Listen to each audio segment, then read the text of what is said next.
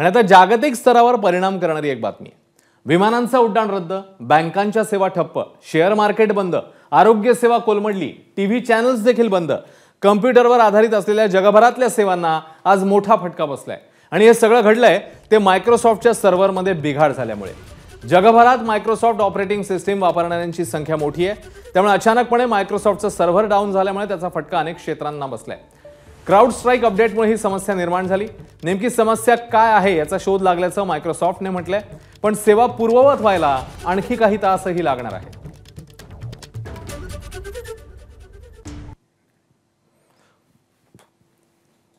तर नेमका सर्व्हर बंद का झाला, काय काय झालं, त्यामुळे अनेक देशातल्या विमान सेवा, बँका, मीडियाला याचा फटका बसला।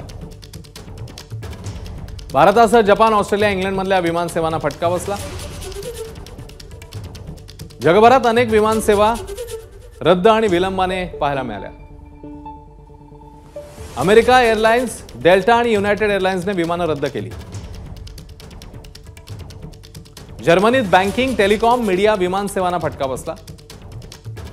तर सिंगापूर आणि लंडनमध्ये अनेक मोठ्या कंपन्यांच्या तेल आणि गॅस ट्रेडिंगना याचा मोठा फटका पाहायला मिळाला। इंग्लंडमधील स्काय न्यूज चॅनल काही काळाकरता ऑफ एअर झालेलं।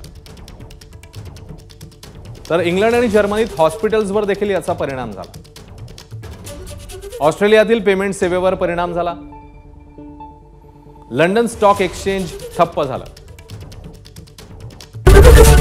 एबीपी माझा, उघडा डोळे बघा नीट।